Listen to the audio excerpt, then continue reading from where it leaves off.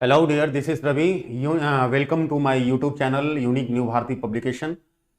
अभी हम लोग BA 2021 में सीटेट, यूपी टेट, बीटेट, स्टेट के परीक्षाओं में पूछे जाने वाले अंग्रेजी, हिंदी और टीचिंग एप्टीट्यूड के सवालों पर चर्चा करने के लिए रूबरू हो रहे हैं, उपस्थित हुए हैं।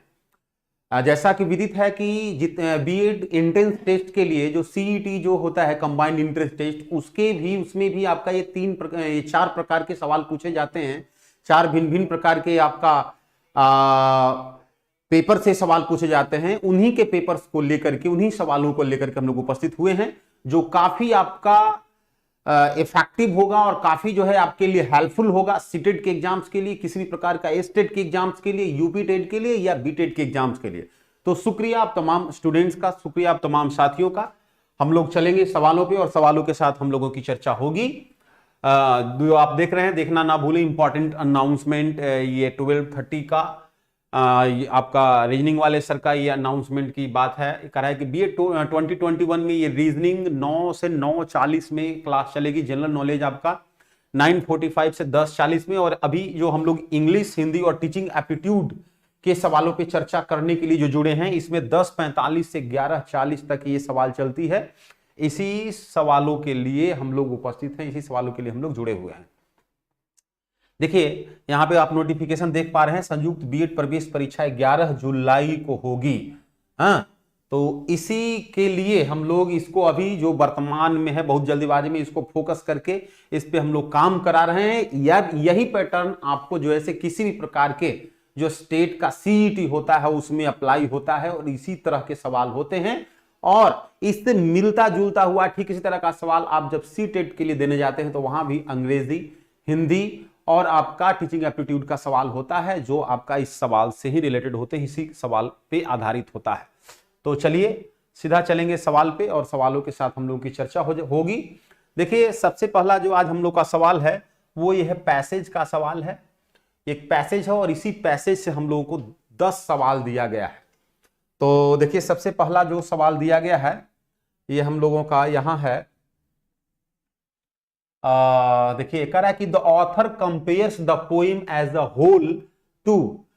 ऑथर जो है, ये जो पैसेज है, इस पैसेज का जो हमारा ऑथर है, जो लेखक है, इस पैसेज का जो लेखक है माय डियर, वो इस पोएम को कंपेयर किया है, कंपेयर करता है। Lakshmi Kumari Yadav, good morning Lakshmi. As a whole to, कुल मिलाकर के किस रूप में कंपेयर किया है? तो फॉकलोर, फॉकलोर का मतलब क्या होता है? फॉकलोर का मतलब होता है माय डियर लोक गाथा, लोक साहित्य, लोक गाथा। ठीक है, घर परिवार समाज में जो लौकिक बातें हैं उससे जुड़ा हुआ जो जानकारी होती है, कथा कहानी होती है, उसको फॉकलोर बोलते हैं। तो यहां पे ये जो पैसेज है, जो पैसेज को जब हम लोग देखेंगे तब बिल्कुल कंफर्म हो जाएगा। अ सेरेमोनी, एक सेरेमोनी के रूप में देखा है, उत्सव के रूप में देखा है। मेमोरी, एक यादगार के रूप में देख रहा है। और डाइंग पर्सन, एक मृत व्यक्ति के रूप में इसको देखा है। रवि कुंद्रा जी नमस्ते, नमस्ते, good morning Ravi. Ajit Ekka, good morning dear. तो देखिए ये जो हमारा पैसेज है, देखिए पैसेज क्या कह रहा है? द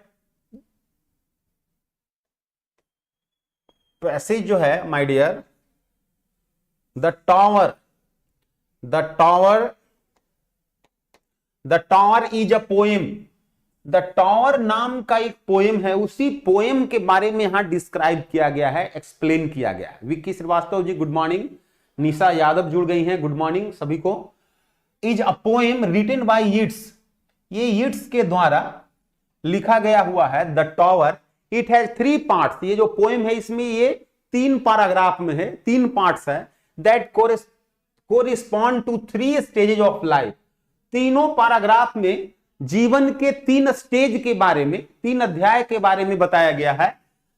और 3 modes of relating to the world, या विश्व का 3 जो स्थितियां परिस्थितियां हैं उस पर चर्चा है। But not in a scheme, ये कोई एक योजना नहीं है, स्कीम नहीं है। As a simple as youth, जैसे कि ये युवा काल है, यूथ का, एडल्टहुड और ओल्ड एज और वृद्ध काल। ये 3 काल, 3 एज है, 3 स्टेज है जीवन का, इसी के बारे में चर्चा है। Rather the first and the third part और the first and third poems in a 3 poem sequence chart the internal experiments.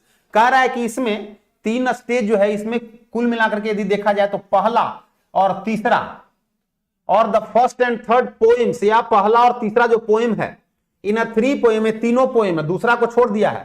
Sequence chart the internal experience of a accelerating mind with in the decelerating body. मतलब एक व्यक्ति का शरीर धीरे धीरे समय के साथ, एज के साथ गिरते जाता है, डिसलरेट होते जाता है, उसकी अहमियत समाप्त होते जाती है। तो उसके अंतर्गत जो उसका माइंड जो एक्सेलरेट हो रहा है, जो उसके माथा में, उसके दिमाग में भिन्न भिन्न प्रकार की जो चीजें आ रही है, उसके इंटरनल एक्सपीरियंस को, इंटरनल अनुभव को इसमें व्याख्या किया गया है, बताया गया है द टॉवर नाम का पोएम में। तो देखिए फर्स्ट जो हमारा सवाल है, ये सवाल में क्या चर्चा है?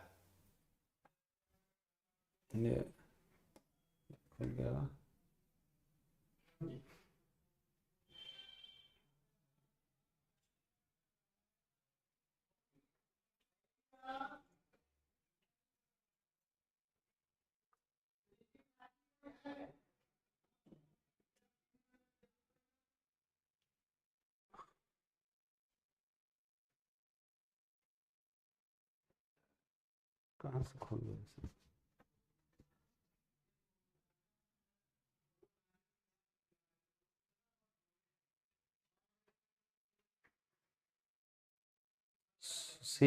सुशील ji good morning. Sushil education. Manisha good morning. Manisha. Poonam Kumari good morning ji. Shamma Praveen ji good morning. Good morning Shamma. आइए हम लोग सवालों पे चर्चा करेंगे। कुछ टेक्निकल फॉल्ट है, इसमें सुधार हो रही है, थोड़ा देर के लिए आप लोग वेट करेंगे।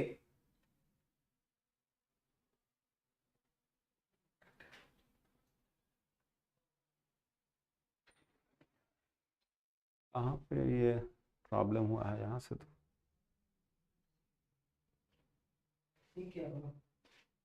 बोर्ड ऊपर वाला, सबसे ऊपर वाला खोलिए।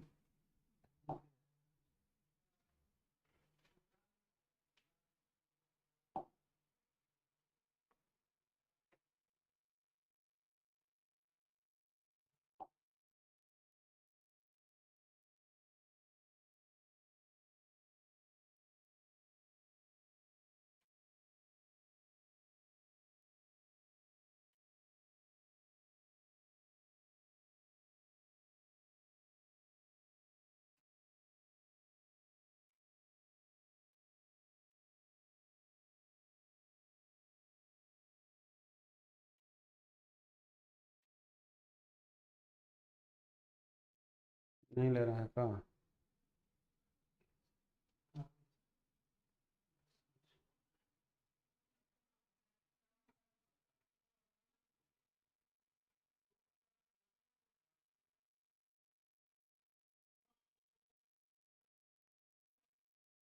इसको ये तार वायर इसको तो जोड़ना पड़ेगा ना, कनेक्ट करना पड़ेगा ना।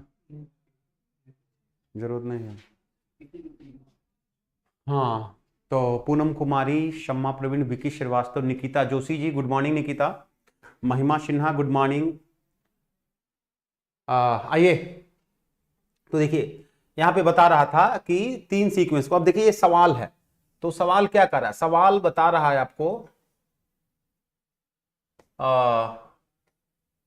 The author compares the poem as a whole. Author जो है इस पोएम को किस रूप में देख रहा है? देखिए ये जो है आपका पैसेज के, जो पैसेज है, इस पैसेज के दूसरे पैराग्राफ में सवाल जो है दिया हुआ है। देखिए यहां पे है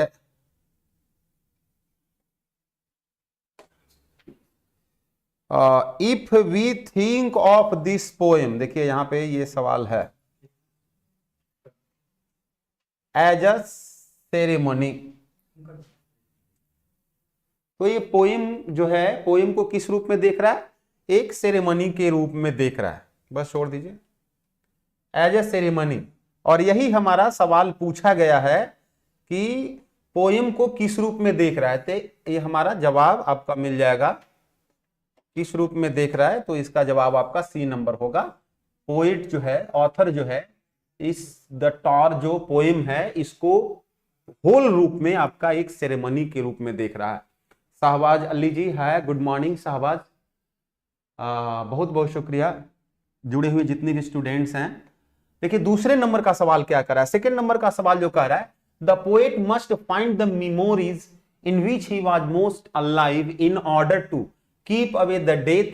पोएट जो है डेथ को अपनी मृत्यु को हटाने के लिए मेमोरीज को याद कर रहा है। देखिए मृत्यु को कोई भी अलग नहीं कर सकता है, मृत्यु से कोई भी दूर नहीं हो सकता है, ये जवाब नहीं होगा। बिकम अ पोएट, जो पोएट ऑलरेडी है वो पोएट क्यों बनेगा।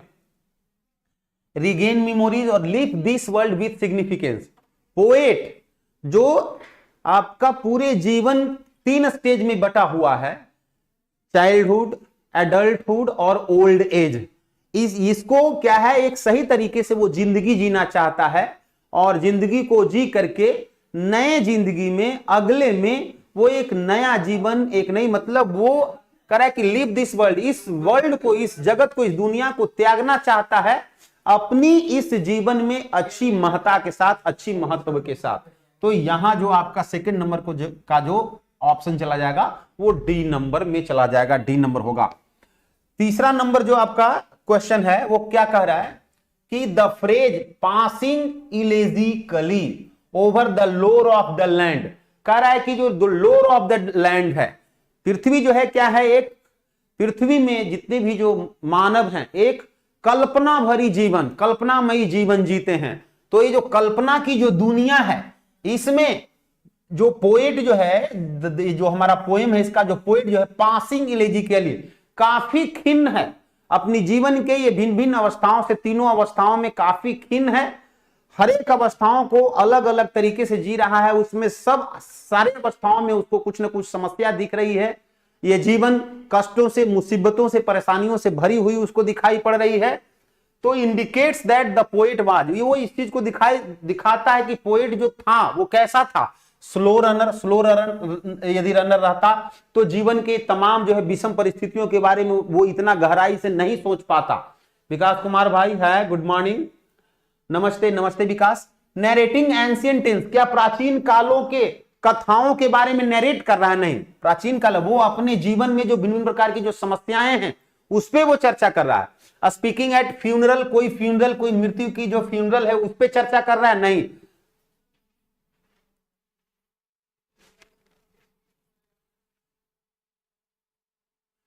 शाहबाज भाई देखिए कोई भी पैराग्राफ का जब कंप्रीहेंशन का, पैसेज का जब हम लोग काम करते हैं तो पैसेज क्या है, पैसेज लैंग्वेज का निचोड़ है। तो जब तक पैसेज की जो फीलिंग है उसके फीलिंग को, उसकी टेस्ट को हम लोग नहीं समझ पाएंगे तो उसके सवालों को नहीं कर सकते हैं, क्योंकि सवाल वर्ड बेस्ड भी होता है। सवाल आपको कंप्रीहेंशन का मतलब ही होता है कंप्रीहेंड करना, समझदारी, आपके फीलिंग, आप कितना उसको फील कर पा रहे हैं, कितना उसको कंप्रीहेंड कर पा रहे हैं, अंडरस्टैंड कर, अंडरस्टैंडिंग बेस्ड भी सवाल होता है और लिटरल बेस्ड भी सवाल होता है। तो पैसेज है, पैसेज के जब तक सेंटेंस की फीलिंग को नहीं समझ पाएंगे तो पैसेज का काम करना तो थोड़ा सा मुश्किल है। और पैसेज का सेंटेंस को समझने के लिए पैसेज का जो वर्ड अप्लाइड है उस वर्ड का वहां पे क्या फीलिंग आएगा, उसके वर्ड का फीलिंग तो हमको समझना पड़ेगा। हाँ, एक वर्ड का अलग अलग जगहों पे अलग अलग तरीके का फीलिंग हो सकता है, फीलिंग होता है, तो वर्ड का फीलिंग तो आपको समझना ही पड़ेगा, उसको अंडरस्टैंड करना ही पड़ेगा, तभी पैसेज का काम कर सकते हैं। कुछ वर्ड बेस्ड सवाल होता है कि जो आपको वर्ड याद है तो हमारा, यदि हम पैसेज को कंप्रीहेंड नहीं कर पा रहे हैं फिर भी वर्ड वाला सवाल को कर लेते हैं, लेकिन वर्ड पे थोड़ा सा कमांड तो करना पड़ेगा, तभी आप कोई भी भाषा, अंग्रेजी नहीं किसी भी भाषा को यदि समझना है, उसको जानना है तो उस भाषा के शब्दों पे पकड़ बनाना पड़ेगा, शब्दों को जानना होगा। जैसे आप हिंदी अच्छा बोलते हैं, लिखते हैं, या जो आपकी मातृभाषा है, रीजनल लैंग्वेज है, उसको आप अच्छा बोल लेते हैं, अच्छा लिख लेते हैं, समझ लेते हैं, इसका कारण है कि भिन्न भिन्न प्रकार के उस भाषा के शब्दों से आप वाकिफ हैं। तो यहाँ पे अंग्रेजी है तो इसको आपको जानना हो। तो ये ऑप्शन आपका डी नंबर जा रहा है। सम्मा प्रवीण का देखिए ऑप्शन भी आया हुआ है डी, बहुत बहुत शुक्रिया। देखिए नेक्स्ट क्या क्वेश्चन करा है, नेक्स्ट क्वेश्चन करा है the first and third poems differ from the second in that, पहले वाली ये जो पोएम का जो नाम है द टावर, इसमें 3 छोटे छोटे पोएम्स है, 3 पैराग्राफ में है, सब अपने आप में एक पोएम्स है। इसमें बता रहा है कि पहला वाला पोएम और तीसरा वाला जो पोएम है दूसरे नंबर के पोएम से डिफर है, अलग है। किस मायने में अलग है? तो जब हम लोग पढ़ेंगे तो वहां पे मिलेगा कि दे आर नॉस्टैल्जिक, नहीं कि ये दोनों नॉस्टैल्जिक है, नहीं। They give an account of the poet's inner experience, कि they are part of cremation ceremony, कि नहीं किसी व्यक्ति के अंत्येष्टि समारोह का एक्सप्लेनेशन है, नहीं। They are enthusiastic, well enthusiastic है, नहीं। देखिए जब हम लोग पैसेज में जाएंगे तो देखिए पैसेज में आपको हम दिखा देते हैं, प्रथम वाला जो पोएम है और तीसरा वाला जो पोएम है ये आपको दिखा रहा है दूसरा वाला पोएम से इसलिए अलग है क्योंकि ये दोनों जो स्टेज है यह जो है पोएट्स के इनर एक्सपीरियंस को, आंतरिक भावनाओं को, अभिव्यक्तियों को स्पष्ट कर रहा है, बता रहा है। आंतरिक भावनाओं को बता रहा है, ये जो है आपका आंतरिक चीजों के बारे में चर्चा कर रहा है। ये चीज हम आपको पैसेज में दिखा रहे हैं। देखिए 4 नंबर कहां है, कहां इसका आंसर है। देखिए पैसेज जो है ये आपका यहां है। देखिए क्या कह रहा है, part that correspond to 3 stages of life, 3 modes of relating to the world, but in the scheme as a simple youth, adulthood and old age. Rather, the first and third part, देखिए the first and the third part मतलब पहला वाला और तीसरा वाला poem. देखिए the first and the third poems in the 3 poem, तीनों poem में पहला और तीसरा जो है sequence chart the internal experience of an accelerating mind with in the decelerating body. एक व्यक्ति का जो एज गुजर रहा है उसके गुजरते हुए एज में जो भिन्न भिन्न प्रकार के एक्सेलरेटिंग माइंड, भिन्न भिन्न तरह के थॉट्स आ रहे हैं, तो उसके उस व्यक्ति के जो माथे में, उसके दिल में जो इंटरनल एक्सपीरियंस, जो आंतरिक जो अभिव्यक्ति आ रही है, आंतरिक जो अनुभव आ रहे हैं, फर्स्ट वाला और तीसरा स्टेज में बहुत ज्यादा है, बहुतायता में है, व्यापक पैमाने पे है। तो प्रथम वाला और तीसरा पोएम जो है तीनों में दूसरा से थोड़ा डिफरेंट है। किस मायने में? क्यों? इस मायने में कि पहला और तीसरा वाला जो है इंटरनल एक्सपीरियंस से जुड़ा हुआ है। तो 4 नंबर का आपका जवाब कहां पे मिल रहा है हम लोगों को, देख लिए आप वहां पे। 4 वाला का जवाब आपका हो जाएगा B number option, they give an account of the poet's inner experience. Ranveer Kumar भाई good morning, Ranveer ji. Sita Kumari good morning dear. Fireman का क्लास विकास जी अभी शुरू नहीं होगी। फायरमैन के लिए हम लोगों का बुक पे काम हो रही है, बुक पे काम हो जाएगी और कुछ गवर्नमेंट का नोटिफिकेशन जब आ जाएगी तब फायरमैन का आप लोगों को नोटिफिकेशन मिलेगा। कोई भी क्लास आप लोगों के बिना मैसेज दिए हुए, बिना इन्फॉर्म किए हुए शुरू नहीं होगी। लगभग आपको 24 घंटा 48 घंटा पहले आपको इन्फॉर्मेशन मिलेगी, उसके बाद क्लास हो रही। देखिए क्या कहा, the 3 stages of life refers to, जिंदगी के जो 3 स्टेज हैं वो 3 स्टेज रेफर कर रहा है। कौन कौन को? अभी हम लोग देख रहे थे, यूथ, युवा काल, एडल्टहुड, वयस्क का काल और ओल्ड एज, वृद्ध काल। ये 3 स्टेज हैं जीवन का। नेक्स्ट देखिए, नेक्स्ट वाला प्रश्न जो है वो क्या कर रहा है, the tower is a poem written by kids, this is a, देखिए the tower is a poem which is written by, क्या चीज? Which is written by it. तो which is written by its ये क्या है? सबऑर्डिनेट कंजंक्शन है, subordinate clause है, और कह रहा है कि this is a poem named tower. तो यहां सबऑर्डिनेट क्लाउज से, जिस सेंटेंस में सबऑर्डिनेट क्लाउज और मेन क्लाउज हो गया, वो सेंटेंस कैसा होगा? सिंपल सेंटेंस में तो एक इंडिपेंडेंट क्लाउज होता है, कंपाउंड सेंटेंस में 2 इंडिपेंडेंट क्लाउज होता है। 2 इंडिपेंडेंट क्लाउज जब एंड से और से कोई भी कोऑर्डिनेट कंजंक्शन से जुड़ जाएगा तो उसको कंपाउंड सेंटेंस बोलेंगे। तो लेकिन यहाँ पे कोऑर्डिनेट कंजंक्शन तो है नहीं, यहाँ विच, दैट, बिकॉज, बिफोर, आफ्टर, ये सब क्या है? सबऑर्डिनेट कंजंक्शन है। सबऑर्डिनेट कंजंक्शन से जो क्लाउज जुड़ा हुआ रहेगा उसको सबऑर्डिनेट क्लाउज कहेंगे या डिपेंडेंट क्लाउज कहेंगे। तो जिस सेंटेंस में डिपेंडेंट क्लाउज हो जाएगा वो कंप्लेक्स सेंटेंस हो जाएगा। तो जवाब आपका चला जाएगा बी नंबर। अनिल राज भाई, मैथ्स का क्लास कब होगा? मैथ्स की क्लास होगी, मैथ्स का क्लास लगभग आपको जो है 12:30 से शुरू होती है। इसमें जो है आपका सीईटी जो है या आपका जो स्टेट है, इसमें जो है सीईटी के लिए मैथ्स होता नहीं है, इसलिए इसमें मैथ्स नहीं हो रहा है। मैथ्स आपको 12:30 से उसका स्पेशल क्लास चल रहा है। अजय कुमार जी शुक्रिया, गुड मॉर्निंग। नेक्स्ट देखिए, नेक्स्ट प्रश्न क्या कर रहा है, अगला प्रश्न कह रहा है, my dear the second part is more external reminiscence passing elegiacally over the lore of the land, this is, ये कैसा सेंटेंस है? तो ये भी आपका कंपाउंड सेंटेंस नहीं है, सिंपल सेंटेंस नहीं है, यह भी आपका कॉम्प्लेक्स सेंटेंस है, क्योंकि इसमें भी आपका क्या है, सबऑर्डिनेट कंजंक्शन से सबऑर्डिनेट क्लाउज जुड़ा हुआ है। तो यहां भी आपका जवाब क्या है, 1 नंबर चला जाएगा। 8वें नंबर का देखिए प्रश्न क्या है। 8वें नंबर का प्रश्न my dear, passing in the sentence in question 7। 7 number question में कह रहा है कि पासिंग, तो पासिंग जो है क्या है, देखिए 7 नंबर क्वेश्चन में देखिए पासिंग क्या कह रहा है, देखिए पासिंग इलेजिकली, पासिंग इलेजिकली का मतलब शोकपूर्ण तरीके से बीतता हुआ, पास करता हुआ। तो यहां क्या है, पासिंग, पासिंग शब्द कैसा शब्द है, तो पासिंग शब्द कैसा शब्द है, इसके लिए देखिए यहां क्या, पासिंग इन द सेंटेंस जीरेंड है, पास्ट पार्टिसिपल है, प्रेजेंट पार्टिसिपल है कि नन ऑफ दीज है, तो यहां पे क्या है, प्रेजेंट पार्टिसिपल है। पासिंग गुजरता हुआ, आगे गुजरता हुआ, आगे बढ़ता हुआ, ये आपका प्रेजेंट पार्टिसिपल है। 9वें नंबर का जो प्रश्न है वो क्या है my dear, passing in, if this passing is to have any meaning is. अब ये भी आपका पैसेज में ही एक जगह है जहां पे लिखा हुआ passing, passing if this passing, if this passing का मतलब क्या हो, कह रहा है कि यह, यदि यह गुजराव, गुजरना, पासिंग, तो दिस क्या हो गया माय डियर, एडजेक्टिव हो गया, और एडजेक्टिव के बाद शब्द यहां पे क्या आएगा, ये नाउन आएगा। Is to have any meaning, इसका मीनिंग क्या है, इज, ये क्या है, नाउन है, नन फाइनाइट वर्ब है, फाइनाइट वर्ब है कि नन ऑफ दीज है। तो यहां passing is to have any meaning is a, यहां पे क्या है, वर्ब लगा हुआ है, देखिए टू हैव और पासिंग, पासिंग यहां नॉन फाइनाइट वर्ब का काम कर रहा है। नेक्स्ट प्रश्न देखिए क्या कर रहा है, the next world refers to, the next world यहां पे दिखाया गया है 3 स्टेज में, जब तीसरा स्टेज गुजरता है तो उसके आगे का जो वर्ल्ड है वो क्या है, तो वो जो है द वर्ल्ड ऑफ डेथ, वृद्ध आश्रम के बाद, वृद्ध काल के बाद जो है द वर्ल्ड ऑफ डेथ की काल को दिखाया गया है।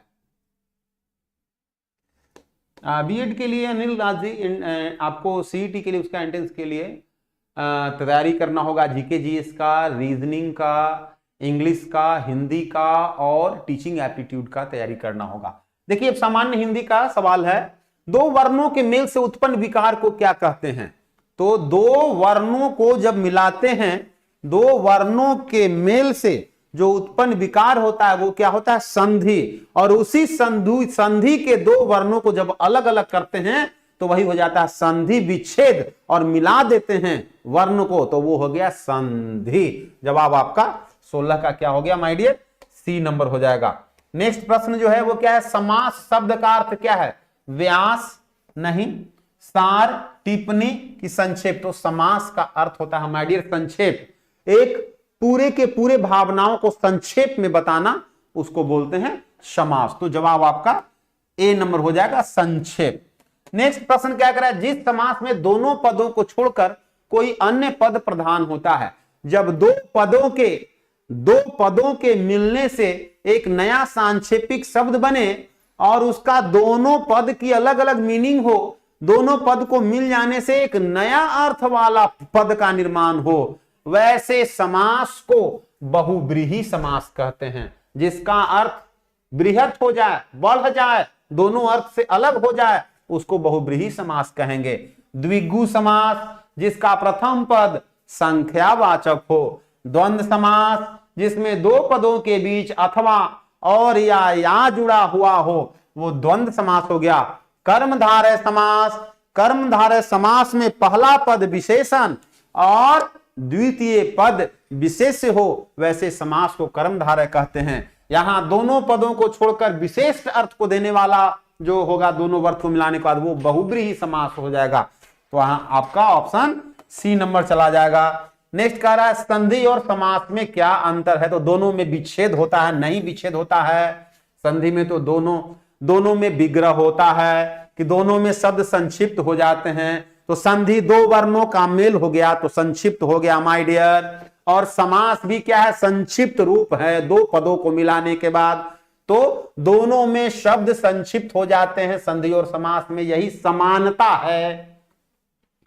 सीता कुमारी जी का जवाब भी सही है, सम्मा प्रवीण का जवाब सही है। नील राजी थैंक यू, गुड मॉर्निंग, बहुत बहुत शुक्रिया, बहुत बहुत धन्यवाद। आइए नेक्स्ट प्रश्न को देखते हैं। नेक्स्ट प्रश्न क्या कह रहा है, हथकड़ी में कौन सा समास है? हाथ में पहनने वाली कड़ी, हाथ की कड़ी, हथकड़ी। तो दो पद है, दोनों पदों के बीच क्या है? की। तो का के की कौन सा विभक्ति है? तो का के की आपको संबंध बोधक है ना, संबंध बोधक है। तो ये क्या हो गया? संबंध बोधक जब अभिव्यक्ति से जुड़ा हुआ है तो ये क्या हो गया बाबू? तत्पुरुष समास है। कैसा तत्पुरुष हो गया? तो संबंध तत्पुरुष हो गया। अव्ययी भाव, द्वंद और यहां द्विगु, इस सब के बारे में हम लोग पहले ही चर्चा कर चुके हैं, इसलिए जवाब नहीं होगा आपका, ऑप्शन बी नंबर चला जाएगा। नेक्स्ट प्रश्न है, घुमक्कड़ में कौन सा प्रत्यय है? आकड़। घुमक्कड़, आकार नहीं है, कड़ नहीं होगा माय डियर, अड़ नहीं होगा, अक्कड़, यही आपका है घुमक्कड़। नेक्स्ट प्रश्न क्या बता रहे हैं? नेक्स्ट प्रश्न बता रहा है, कवि बिहारी लाल किस रस के कवि हैं? कवि बिहारी लाल रीति काल के कवि हैं। कवि बिहारी लाल जी जो हैं, अजय कुमार का जवाब भी सही है, रीति काल के कवि हैं बिहारी लाल जी। इनका जन्म जो है ग्वालियर में 1595 ईस्वी में हुआ और इनकी मृत्यु 1663 ईस्वी में हुई। रीति काल के कवियों में जो है विख्यात हैं और ये मूलतः श्रृंगार रस के कवि हैं, श्रृंगारिक कवि हैं। नेक्स्ट प्रश्न देखिए, दोहे के पहले और तीसरे चरण में कितने मात्राएं होती हैं? तो दोहा में 4 चरण होता है, प्रथम, द्वितीय, तृतीय और चतुर्थ। पहला का संबंध तीसरा से, दूसरा का संबंध चौथा से होता है। पहला और तीसरा में जो होते हैं बाबू, वो कितनी मात्रा होती है? 13 मात्रा, 13 होता है। और दूसरा और चौथा में जो होता है माय डियर, वो क्या होता है? 16 मात्रा होता है। नेक्स्ट प्रश्न क्या बता रहा है? 3 बेर खाती सो 3 बेर खाती है। अब देखिए, 3 बेर खाती, फिर आ गया 3 बेर खाती, तो ये कैसा अलंकार है? तो ये जो अलंकार है माय डियर, यमक अलंकार है। तो उपमा, उपमा का मतलब ही होता है माय डियर तुलना करना। तो जहां पे दो व्यक्ति वस्तुओं की तुलना हो तो उसको बोलेंगे उपमा अलंकार। जैसे सागर सा गंभीर हो तुम, वस्तु की अपोलखता है तुझ में, तो गंभीर हो किसके जैसा? तो सागर सा। तो यहां पे दो चीजों की क्या है? कंपैरिजन है, तुलना है, तो इसको उपमा अलंकार बोलेंगे। श्लेष अलंकार, जब एक ही शब्दों का बार बार अलग अलग जगहों पे रिपीटेशन हो काव्य में और अलग अलग जगहों पे उस एक ही शब्द का अलग अलग भाव है। मुकेश कुमार भाई good morning, good morning Mukesh, कहां थे माय डियर इतना देर से? थोड़ा सा और समय से रहे बाबू। तो वहां पे उसको क्या बोलते हैं? उसको श्लेष। जैसे रहीमन पानी राखिए, बिन पानी सब सून, पानी गए न उबरे, मोती मानुष चून। तो देखिए, पानी का बहुत जगहों पे यूज हुआ है काव्य में, लेकिन सारे जगहों पे पानी का अलग अलग भाव है, इसको श्लेष अलंकार कहते हैं। तो यहां पे श्लेष अलंकार भी नहीं है, उपमा अलंकार भी नहीं है माय डियर। उत्प्रेक्षा, उत्प्रेक्षा अलंकार भी नहीं। उत्प्रेक्षा किसको कहते हैं? तो जब अप्रस्तुत चीजों को, जो चीज प्रस्तुत नहीं है, दृष्टव्य नहीं है, उसको प्रस्तुत मान करके, उसको दृश्य मान करके जब काव्य लिखा जाता है, काव्य की जाती है, तो उसको उत्प्रेक्षा अलंकार बोलते हैं। यमक, वैसा अलंकार जिसमें ज्यादा बार अलग अलग जगहों पे शब्द प्रयोग हो, एक से ज्यादा बार शब्द प्रयोग हो और अर्थ अलग अलग हो, तो उसको यमक अलंकार बोलते हैं। तो 3 बार खाती सो 3 बार खाती है। तो यहां देखिए, 3 बेर खाती सो 3 बेर खाती है। देख रहे हैं ना? मतलब इसका यहां क्या है? मतलब यह है कि जो व्यक्ति 3 बेर खाती, 3 बेर खाती मतलब 3 बेर, बेर का मतलब यहां क्या है, उतना समय, बार, टाइम्स। सो 3 बेर खाती है। अब यहां बेर का अभिप्राय फल से है, मतलब हल्का खाती है, थोड़ा खाती है, अल्प खाती है, तो अलग अलग भाव है। तो यहां ये क्या हो गया, यमक अलंकार हो गया। नेक्स्ट क्या करें माय डियर, अंबु शब्द के पर्यायवाची शब्द का चयन करें। अंबु का मतलब होता है माय डियर जल, जीवन, पानी। हाँ, अब देखिए शिक्षण अभिक्षमता का प्रश्न आ गया। शिक्षण अभिक्षमता का प्रश्न में यहां देखिए क्या करा, किसी लोकतांत्रिक कक्षा में एक अध्यापक का कार्य है। तो देखिए एक सचिन कुमार जुड़ गए हैं, जय हिंद, शुक्रिया सचिन। लोकतांत्रिक कक्षा है, क्लासरूम कैसा है, लोकतांत्रिक है। अब उस लोकतांत्रिक में, लोकतंत्र का मतलब ही जानते हैं जिसमें समान रूप से सारे लोगों को अवसर मिले। अध्यापक का कार्य क्या है, तो बिना किसी सलाह और हस्तक्षेप विद्यार्थियों को पूर्ण रूपेण स्वतंत्र चुनाव की अनुमति देना चाहिए। लोकतंत्र में सभी लोगों को अपॉर्चुनिटी मिलती है, लेकिन वो अपॉर्चुनिटी ऐसे नहीं मिलती है, वो जो है अवसर ऐसा नहीं है कि अपनी अवसरों का निष्पादन करने के लिए दूसरों का जो है से अधिकार को हम झपट लें। तो इसलिए बिना किसी सलाह और हस्तक्षेप के विद्यार्थी को पूर्ण रूपेण स्वतंत्रता देना कक्षा में, ये लोकतांत्रिक कक्षा में अध्यापक का कार्य नहीं होगा। विभिन्न विकल्पों में से विद्यार्थियों को बताना कि कौन सा उनमें से बुद्धिमत्ता पूर्ण विकल्प होगा या चयन होगा, यह हो सकता है। बढ़ते हुए विकल्पों के बीच बच्चों को चयन करने के लिए अधिक योग्य बनाना, ये तो लोकतांत्रिक में भी हो सकता है, गैर लोकतांत्रिक में भी हो सकता है, इसलिए इसका भी कोई सेंस नहीं है। विद्यार्थियों के द्वारा स्वयं के लिए चयन करना, विद्यार्थी स्वयं चयन करेगा तो लोकतांत्रिक कक्षा तो होगा, परंतु अध्यापक का कार्य जब स्वयं से ही वो सब कुछ कर लेगा तो फिर अध्यापक का वहां पे कोई कार्य नहीं रहेगा, अध्यापक की कोई प्रासंगिकता नहीं रह जाएगी। इसलिए जवाब आपका बी नंबर होगा। विभिन्न विकल्पों में से विद्यार्थियों को यह बताना, समझाना कि उसमें से कौन सा अधिक बुद्धिमानी पूर्ण होगा, थोपना नहीं।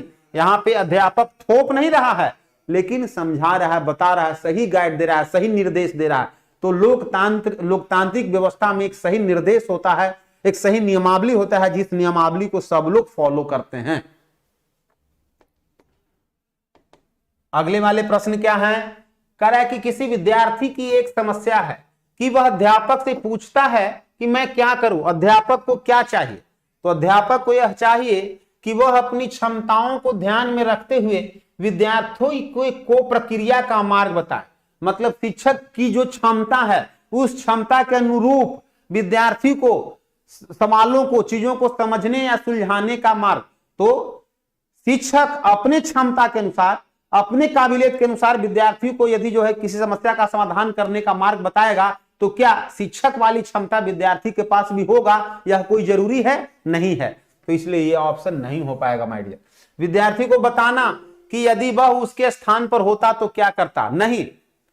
विद्यार्थी के जगह पे यदि शिक्षक होता तो क्या करता, तो शिक्षक, हर व्यक्ति की अपनी अपनी सोच और अपनी अपनी समझ और कार्य करने की अलग अलग तरीका होता है या हो सकता है। तो इसलिए अपनी बातों को, अपनी सोच को, अपनी कार्य पद्धति को दूसरे पे थोपना, यह भी जो है एक सही अध्यापक का कार्य नहीं होगा। विद्यार्थी से ऐसे प्रश्न पूछना जो उन्हें मेधावी निर्णय लेने के लिए आवश्यक सूचना उपलब्ध कराएं, या विद्यार्थी से स्वयं को पहचानने के लिए करना जिससे कि वह अपनी हल करने की क्षमता को पहचान सके। कौन सा ऑप्शन यहां होगा, डी होगा, बिल्कुल डी होगा। देखिए सम्मा प्रवीण का जवाब डी आ रहा है, बिल्कुल डी होगा, क्योंकि विद्यार्थी पूछ रहा है कि मैं क्या करूं, तो अध्यापक को क्या चाहिए, विद्यार्थी को अवसर देना चाहिए। अध्यापक का काम है कि विद्यार्थी को ज्यादा से ज्यादा अवसर प्रदान करे, उसको पहचानने के लिए, करने के लिए उसको अवसर दे कि वो क्या करे, जिससे विद्यार्थियों में यह पहचान, यह समझ, यह अंडरस्टैंडिंग स्थापित होगी कि वो सही जगह पे, सही निर्णय पे पहुंच सके। नेक्स्ट क्या कर रहा है, स्कूल पर्यवेक्षक के प्रभाव का आकलन इनके अनुसार किया जाना चाहिए। किसके अनुसार किया जाना चाहिए, स्कूल के पर्यवेक्षक का आकलन। अधिक से अधिक समुदाय की संतुष्टि नहीं, समुदाय के संतुष्टि से स्कूल के पर्यवेक्षक के जो प्रभाव है उसका आकलन नहीं कर सकते। अधिक से अधिक व्यक्तिगत संतुष्टि, किसी एक व्यक्ति के संतुष्टि से किसी विद्यालय का, किसी व्यवस्था का संचालन नहीं हो सकता, इसलिए व्यक्तिगत संतुष्टि नहीं। कक्षा दुर्व्यवहार में कमी, कक्षा के दुर्व्यवहार में कमी होना न होना तो बाद की बात है, जब पर्यवेक्षक का सिलेक्शन और उसकी प्रभाव को देखेंगे तब। स्कूल का पर्यवेक्षक अच्छा है कि नहीं, उसका प्रभाव कैसा है, उसका आकलन इस आधार पर किया जाना चाहिए कि शिक्षा के जो लक्ष्य हैं, शिक्षा देने का, दिलाने का जो उद्देश्य है, उसके प्रति क्या अधिक से अधिक वो छात्रों की प्रगति के लिए क्या काम करता है और कैसी व्यवस्था करता है, उसी के आधार पर स्कूल के पर्यवेक्षक का के प्रभाव का, उसके इफेक्ट का आकलन किया जा सकता है। तो ऑप्शन वहां पे हम लोगों का डी नंबर चला जाएगा। शिक्षक का सबसे महत्वपूर्ण, सबसे ज्यादा इंपॉर्टेंट कार्य क्या है? छात्रों के विकास पर पूर्ण ध्यान देना, सही है। जब भी आवश्यक हो उपचारात्मक सहायता प्रदान कर देना, नहीं। डायरेक्ट उपचारात्मक जब सहायता खुद, व्यवस्था खुद जब शिक्षक ही दे देगा तो उसमें क्या होगा, विद्यार्थी को अवसर नहीं मिलेगा, तो इसलिए यह शिक्षक का महत्वपूर्ण कार्य नहीं होगा। प्रभावी शिक्षा प्रदान करना एक शिक्षक का काम ही नहीं है। उस शिक्षा और शिक्षा व्यवस्था से जुड़े हुए शैक्षिक मंडल या विद्यार्थी के समाज, सारे पर वो निर्भर करता है। कक्षा में व्यवस्था और अनुशासन बनाए रखना केवल शिक्षक का ही काम नहीं है, विद्यार्थियों का भी काम है। तो यहाँ पे क्या हो जाएगा माय डियर, छात्रों के विकास पर पूर्ण ध्यान देना कि छात्रों का विकास हो। नेक्स्ट प्रश्न क्या कर रहा है, जैसा कि कक्षा के लिए लागू होता है कि अभिप्रेरण में शिक्षक की भूमिका अनिवार्य रूप से किस चीज का विषय है, उसके साथ आकर्षक प्रोत्साहन देता है, नहीं। नई रुचि पैदा करता है, नहीं। जागरूक और चेतन विद्यार्थियों की ऊर्जा को रचनात्मक दिशा में जाता है, नहीं। बच्चों में आवश्यकताओं को जागृत करने का ये उपाय है।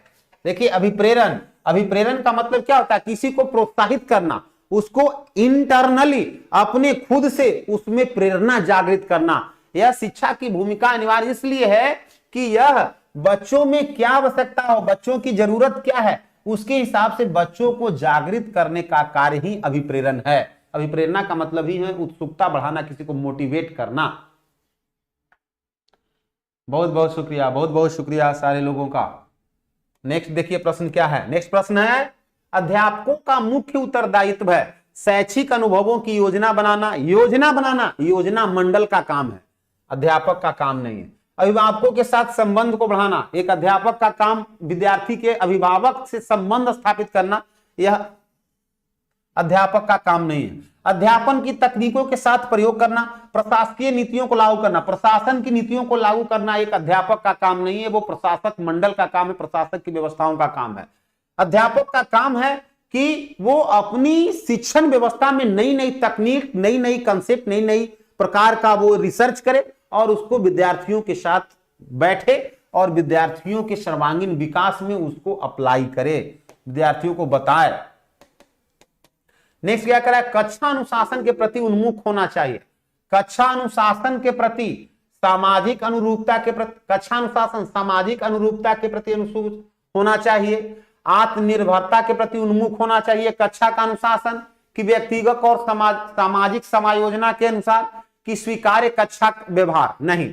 स्वीकार्य कक्षा व्यवहार तो पहले ही कैंसिल हो जाएगा। कक्षा की जो अनुशासन है वो होना चाहिए केवल सामाजिक अनुरूप नहीं, क्योंकि एक कक्षा में अलग अलग समाज से विद्यार्थी होते हैं, अलग अलग समाज का जुड़ाव होता है, इसलिए सामाजिक अनुरूप नहीं होगा। आत्मनिर्भरता, कक्षा के अनुशासन केवल आत्मनिर्भर होने के लिए जरूरत नहीं है। आत्मनिर्भर तो बच्चा अपने घर पे भी रह करके हो सकता है, इसलिए कक्षा के अनुसार आत्मनिर्भरता से ही केवल जुड़ाव नहीं है। कक्षा के अनुशासन जो है व्यक्तिगत विद्यार्थी का खुद का विकास और समाज के समायोजन। समाज में क्योंकि कक्षा में भिन्न भिन्न समाज के बच्चे होते हैं, भिन्न भिन्न से समाज से आए हुए शिक्षक भी होते हैं, तो उनकी सभ्यता संस्कृतियों के बारे में जानना, उनकी सभ्यता संस्कृतियों का सम्मान देना, उनके साथ बैठना, उनकी व्यवस्थाओं को सीखना समझना, ये व्यक्तिगत खुद का और दूसरों का दोनों कक्षा के अनुशासन से दोनों चीजों का, व्यक्तिगत और सामाजिक दोनों समायोजन, दोनों की व्यवस्था कक्षा के अनुशासन में होती है। इसलिए आपका ऑप्शन 103 का बी नंबर चला जाएगा। नेक्स्ट कह रहा है सामाजिक उत्थान में अग्रणी होना चाहिए। निम्नलिखित में से कौन सा कथन इसकी पुष्टि करता है? तो सामाजिक उत्थान में अग्रणी होना चाहिए। विद्यालय का सामान्य कार्य है, विद्यालय का रूढ़िवादी कार्य, ये रूढ़िवादी कार्य नहीं है। कोई भी समाज का यदि उत्थान होता है तो ये कोई रूढ़िवादी कार्य नहीं है। विद्यालय का प्रगतिशील कार्य, विद्यालय का प्रतिक्रियावादी, ये कोई समाज के दूसरे प्रतिक्रिया वाली कार्य नहीं है, सामान्य कार्य नहीं है। ये क्या है? एक प्रगतिशील कार्य है। यदि अध्यापक और जो अध्यापन व्यवस्था है उसमें किसी समाज या जितने भी समाज है, हर एक समाज के विकास के लिए अध्यापक शिक्षा जगत यदि काम कर रहा है तो शिक्षा और शैक्षणिक व्यवस्था यह क्या है? एक प्रगतिशील डेवलपिंग कार्य कर रहा है। इससे हर एक समाज के लोगों का क्या होगा? विकास होगा। कह रहा है कि निम्नलिखित में से किस कथन को स्वीकार नहीं किया जा सकता? मतलब कौन सा ऐसा कथन है जो अस्वीकार्य है? स्वीकार्य नहीं किया जा सकता मतलब अस्वीकार्य है। तो कौन सा कथन है जो अस्वीकार्य है? विद्यालय समाज में होने वाले बदलावों से अनिवार्य रूप से प्रभावित होते हैं। बिल्कुल प्रभावित होता है विद्यालय। विद्यालय सामाजिक परिवर्तन के शक्तिशाली कारक होता है। बिल्कुल सामाजिक परिवर्तन विद्यालय के जरिए, अध्यापक के जरिए, शिक्षण व्यवस्था के जरिए लाया जा सकता है। विद्यालय विघटन के प्रबल कारक है। विद्यालय का काम समाज का विघटन करना है, पतन करना है नहीं, यही अस्वीकार्य है विद्यालय के परिप्रेक्ष्य में। विद्यालय सांस्कृतिक प्रसार के सामाजिक माध्यम है। हाँ, संस्कृति का विकास भी हो सकता है। जिस प्रकार की विद्यालय में शैक्षिक व्यवस्था होगी उस तरह की संस्कृति का विकास होगा। हाँ, तो सी नंबर यहां पे ऑप्शन बन जाएगा। नेक्स्ट प्रश्न है, निम्नलिखित में से कौन शैक्षिक अवसरों की समानता की भावना के विरुद्ध है? तो सरकारी विद्यालय, ये तो शैक्षिक अवसरों की समानता है। सरकारी विद्यालय ये कोई एक समाज, एक धर्म, एक जाति, एक मजहब के लिए नहीं है, सबके लिए है। सरकारी सहायता प्राप्त विद्यालय, यह भी सबके लिए है। नवोदय विद्यालय, यह भी सबके लिए है। कोई भी जाति, धर्म, संस्कृति के जा सकते हैं। तो इसलिए ये तीनों तो ऑप्शन नहीं होगा। तो कौन विरुद्ध है? तो विरुद्ध है आश्रम विद्यालय। आश्रम विद्यालय जो है यहाँ पे सामाजिक या शैक्षिक अवसरों की समानता नहीं है। यहाँ आश्रम विद्यालय जो है किसी खास धर्म, खास संप्रदाय से जुड़े हुए होते हैं, इसलिए यहाँ समानता की बात नहीं होती है। नेक्स्ट क्या कर रहा है? विद्यालय अपने कार्यक्रमों के माध्यम से विद्यार्थियों को सहायता करता है संस्कृति में घुलने मिलने में, दूसरी संस्कृतियों को अनदेखा करने में नहीं। विद्यालय का काम, शैक्षिक व्यवस्था का काम किसी का अनदेखा कराना नहीं है। ठीक है, संस्कृति का विरोध, विद्यालय का काम किसी के सभ्यता संस्कृति का विरोध करना नहीं है। संस्कृति में घुलने मिलने में कि सुसंस्कृत बनाने में, तो विद्यार्थियों को सुसंस्कृत बनाने में मदद करता है कि विद्यार्थी सभ्य हो, सुसंस्कृत हो, सुसभ्य हो। कक्षाध्यापन का मुख्य उद्देश्य क्या होना चाहिए? शिक्षार्थियों में अविश्वास बढ़ाना हो सकता है। शिक्षार्थियों को कुछ पेशों के बारे में प्रशिक्षित नहीं, केवल कोई पेशा करने के लिए, व्यवसाय करने के लिए सिखाना शिक्षा का उद्देश्य नहीं हो सकता। एम एस श्यामा जी गुड मॉर्निंग, कहाँ थे बाबू? थोड़ा सा और आपको समय से रहना चाहिए था, आज कहाँ आप पिछड़ गए? आप तो रहते थे। उन्हें उच्च कक्षाओं के लिए तैयार करना कि अधिगम को आसान बनाना। अधिगम को आसान तो अध्यापक बनाते हैं। कक्षा का अध्यापन तो ऐसा होना चाहिए जिससे शिक्षार्थियों में क्या हो? आत्मविश्वास बढ़े और शिक्षार्थी अधिगम करता अपने अधिगम के लिए आगे आए, आगे बढ़े। नेक्स्ट प्रश्न क्या कह रहा है? नेक्स्ट प्रश्न बता रहा है माय डियर कि विद्यालय के शैक्षिक वातावरण पर विपरीत प्रभाव पड़ सकता है यदि हमेशा शारीरिक दंड किया जाए। बिल्कुल, शारीरिक दंड हमेशा बच्चों को देंगे तो कक्षा की जो शैक्षिक वातावरण है उस शैक्षिक वातावरण पे अनुकूल प्रभाव नहीं पड़ेगा, प्रतिकूल पड़ेगा। शिष्यों को दीवार पत्रिका लिखने के लिए प्रेरित किया जाए तो उसमें क्या होगा? बच्चों में जो है राइटिंग का या लेखन की का विकास होगा, ये सही है। अध्यापक को नई विधियों का प्रयोग करने के स्वतंत्र छोड़ दिया जाए। नए नए विधि अध्यापक जब जो है क्या करेंगे, आप अपनाएंगे तो उससे क्या होगा? भिन्न प्रकार की चीजों का जानकारी होगा। बार बार अध्यापक अभिभावक संग मीटिंग भी होना चाहिए। लेकिन विपरीत प्रभाव कब पड़ेगा? जब हमेशा शारीरिक दंड दिया जाएगा। इसमें हमारा विपरीत प्रभाव नहीं पड़ेगा, अनुकूल प्रभाव पड़ेगा, लेकिन इसका प्रतिकूल प्रभाव पड़ेगा।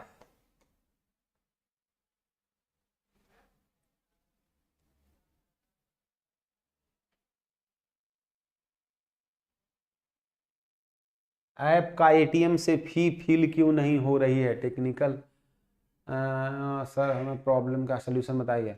अच्छा, ऐप आप खरीदना चाह रहे थे, उसमें आपका एटीएम से फी नहीं हो रहा। तो एटीएम से नहीं हो रहा है तो उसको पेटीएम से कर दीजिए या फिर आरटीजीएस कर दीजिए, क्या दिक्कत है, आरटीजीएस भी तो हो जाएगा ही ना।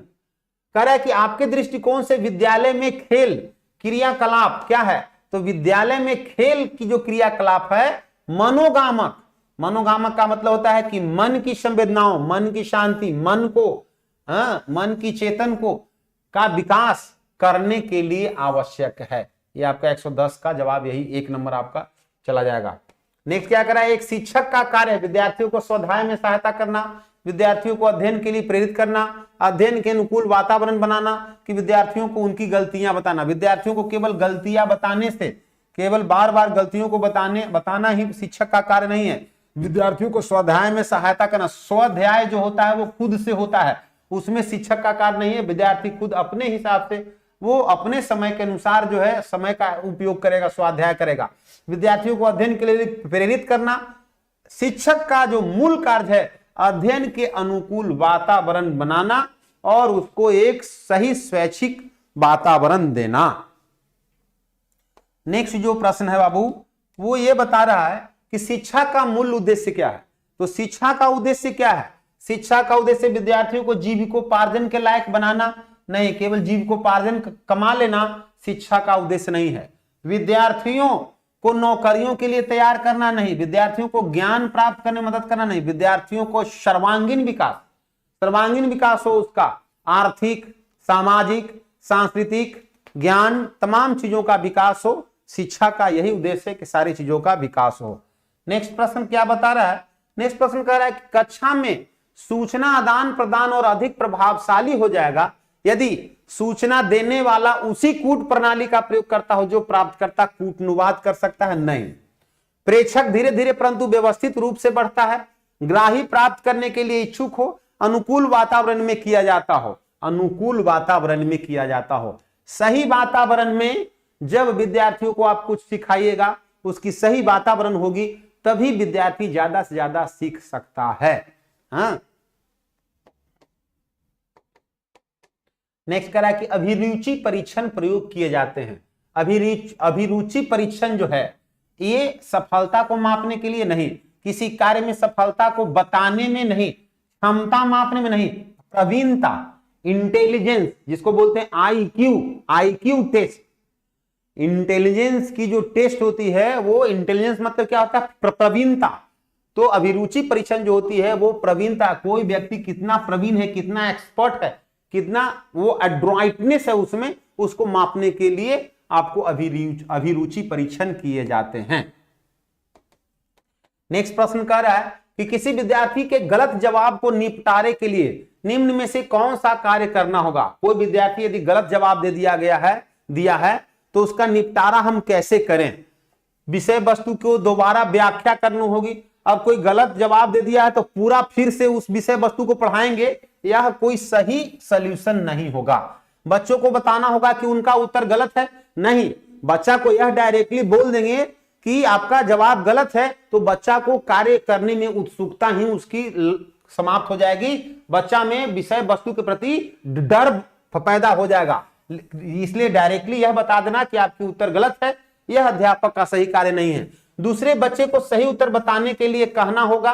हाँ, यह कुछ समय के लिए बताया जा सकता है, कह कि व्याख्या करना और दोबारा उत्तर देने का मौका देना। सबसे उपयुक्त जो जवाब है आपका डी नंबर है। विद्यार्थियों को व्याख्या खुद से शिक्षक को करना चाहिए कि उस सवाल का व्याख्या क्या है, और उसके बाद फिर अवसर देना चाहिए उसके सवाल को बताने के लिए, उस विद्यार्थी को फिर अवसर देना चाहिए, दोबारा उत्तर देने का मौका देना। क्योंकि दोबारा व्याख्या देने से विद्यार्थी उस चीजों को और अच्छे तरीके से समझ लेगा, और एक और अवसर देने से विद्यार्थियों में उत्सुकता का संचार होगा और वो सही जवाब तक पहुंच जाएगा। ऑप्शन यहाँ पे डी नंबर चला जाएगा। नेक्स्ट करा, एक अध्यापक अधिक प्रभावी हो जाएगा, एक अध्यापक और ज्यादा मजबूत हो जाएगा, ज्यादा और कुशल हो जाएगा। कब? यदि दिख नहीं रहा है अनिल राज, कब वो क्या होगा, अधिक प्रभावी हो जाएगा। विद्यार्थी ऊंचे अंक प्राप्त करता है। देखिए, मार्क्स प्राप्त करने से या नहीं प्राप्त करने से एक अध्यापक का प्रभावशीलता, डोमिनेंसी पर कोई फर्क नहीं पड़ता। अध्यापक अच्छी सहायक पाठ्य सामग्री का उपयोग करता है, हो सकता है वह शिक्षार्थियों को पढ़ाई में निपुणता प्राप्त करने में सहायता करता है, कि वह बच्चों के द्वारा प्रश्न पूछने में सहायता करता है। बच्चा प्रश्न पूछेगा, उससे शिक्षक की डोमिनेंसी क्लियर नहीं होगी। अध्यापक अच्छी सहायक पाठ्य सामग्री का उपयोग करेगा। अध्यापक यदि अच्छा पाठ्य सहायक सामग्री का उपयोग करेगा तो वो तो अध्यापक के लिए फायदेमंद होगा, और जो चीज अध्यापक के लिए ही फायदेमंद हो तो उससे अध्यापक की गुणवत्ता वो चीज नहीं कहा जा सके। अध्यापक किसके लिए होता है? अध्यापक अधिगमकर्ता के लिए होता है, पाठक के लिए होता है, विद्यार्थी के लिए होता है। इसलिए एक अध्यापक का सबसे बड़ा जो गुण होता है, उसके विद्यार्थियों में सर्वांगीण विकास कराना, उसके विद्यार्थियों को निपुण बनाना। शिक्षक थोड़ा कम भी निपुण है, लेकिन जिस शिक्षक के द्वारा जिस विद्यार्थी को बताया गया, पढ़ाया गया, और वो विद्यार्थी यदि निपुण है, तब शिक्षक की महत्ता, शिक्षक की इंपॉर्टेंस बढ़ जाती है। इसलिए वह शिक्षार्थियों को पढ़ाई में निपुणता प्राप्त करने में यदि सहायता करे तो यहीं पे उस अध्यापक की महानता, डोमिनेंसी, ग्रेटनेस बढ़ जाती है। टेक्नो अड्डा, गुड मॉर्निंग टेक्नो अड्डा वाले भाई, थोड़ा सा और समय से रहें। हम लोगों का यहीं पे ये सेशन समाप्त होती है। जुड़े हुए जितने भी स्टूडेंट्स हैं, आप सारे लोगों को बहुत बहुत शुक्रिया, बहुत बहुत धन्यवाद। जो नए स्टूडेंट्स हैं, आप लोगों से गुजारिश होगी चैनल को सब्सक्राइब करें। इस वीडियो से आप लोगों को जो कुछ भी सीखने समझने को मिला, तो इसके लिए मैं आप लोगों से चाहूंगा कि ज्यादा से ज्यादा आप लोग लाइक दें, अपने दोस्तों तक, अपने रिलेटिव्स तक वीडियोस को शेयर करें, ताकि ज्यादा से ज्यादा लोगों से हम लोग जुड़ सके और सारे लोगों का स्नेह मोहब्बत मिल सके। बहुत बहुत शुक्रिया। हम लोग मिलेंगे अगले सेशन में। धन्यवाद।